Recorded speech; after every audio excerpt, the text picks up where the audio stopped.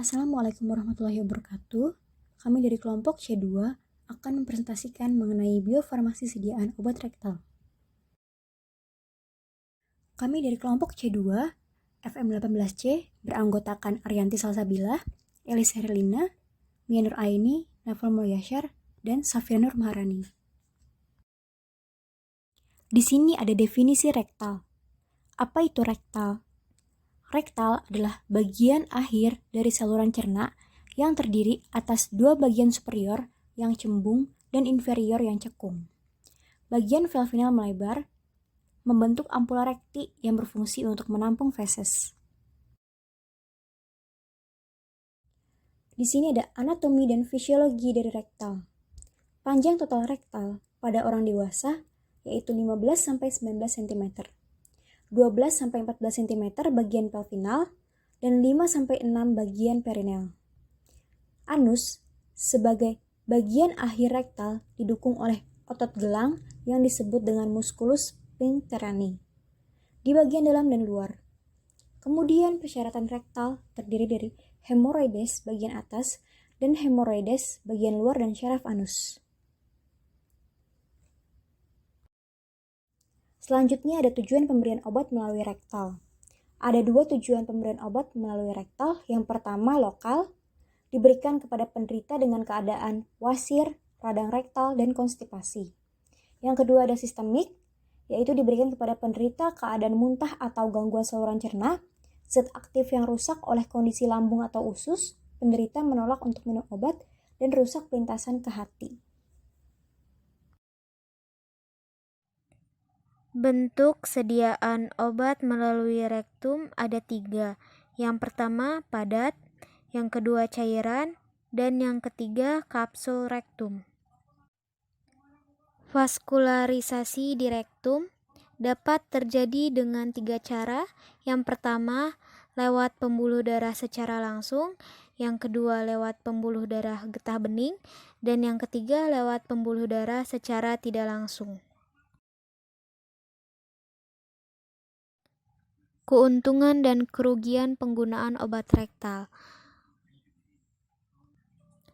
Keuntungan pemberian obat lewat rektal yang pertama, bentuk sediaan relatif besar dapat ditampung dalam rektum.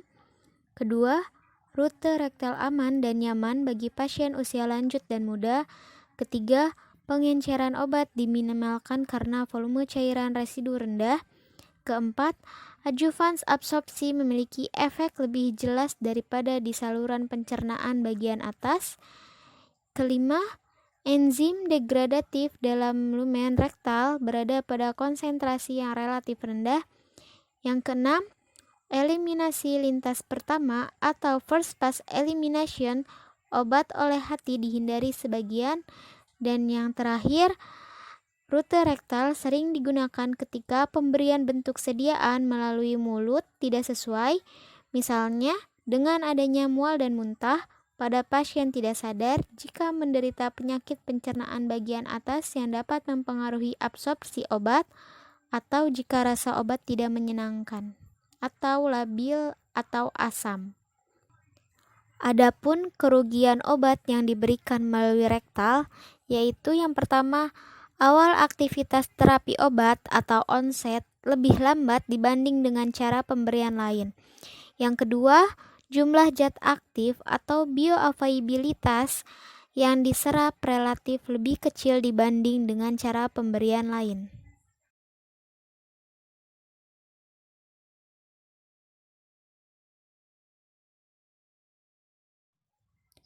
Karakteristik rektum.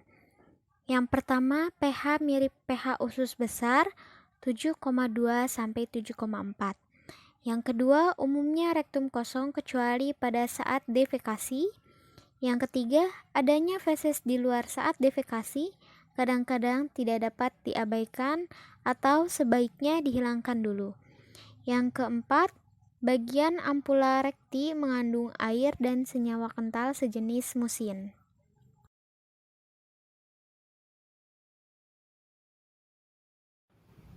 Baik, selanjutnya yaitu transport obat melalui rektum. Jadi, dengan melalui pembuluh darah, Pada bagian bawah dan tengah rektum pembuluh darah langsung ke sirkulasi sistemik. Sedangkan pada bagian atas rektum atau yang disebut superior itu menuju aliran darah melewati hati.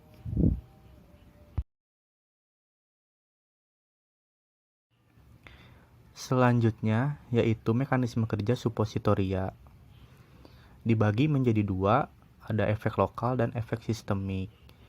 Secara sederhana, mekanisme kerja supositoria pada efek lokal yaitu dengan merangsang usus dengan refleks sehingga menyebabkan defekasi.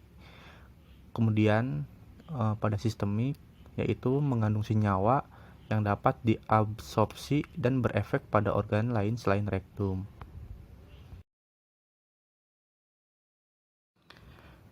Selanjutnya yaitu proses terjadinya pelepasan obat supositoria. Jadi, pertama ketika supositoria dimasukkan, maka akan terjadi peleburan atau pelarutan bentuk sediaan. Kemudian terjadi pemindahan, artinya zat aktif ke dalam cairan rektum. Kemudian akan terjadi pelarutan lalu difusi zat aktif atau yang disebut pelepasan atau penempatan zat aktif. Kemudian setelah itu zat aktif akan diserap di membran rektum atau disebut dengan proses penyerapan, dan kemudian zat aktif akan masuk ke pembuluh darah.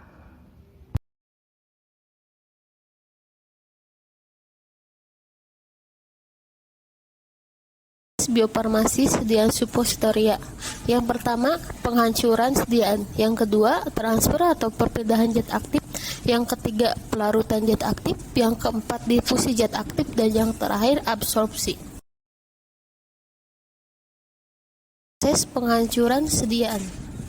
Basis lemak melebur pada suhu 32,6 sampai 37,6 derajat Celcius. Dan yang kedua, basis larut air, melarut dan keseluruhan proses tidak boleh lebih dari 10 menit. Ketika pelepasan dan penyerapan zat aktif. Yang pertama, pelepasan.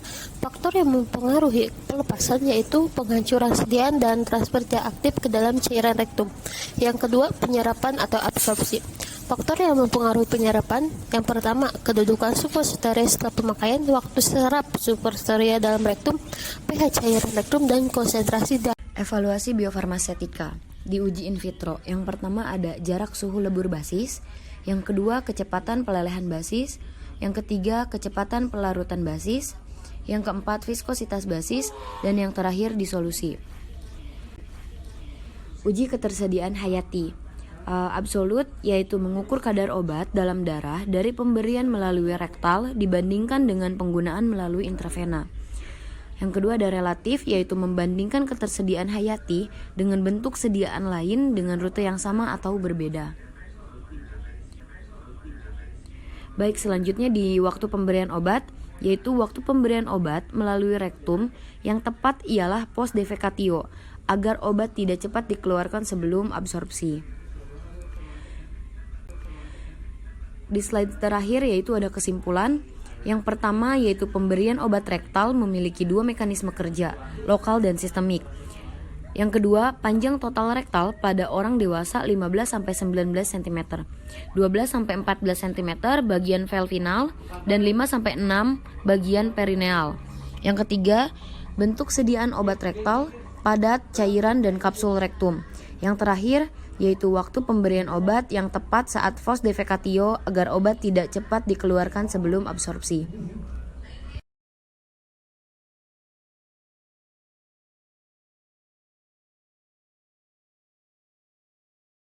Sekian dari kelompok kami, kurang lebihnya mohon maaf. Terima kasih atas perhatiannya. Sampai jumpa di presentasi berikutnya. Wassalamualaikum warahmatullahi wabarakatuh.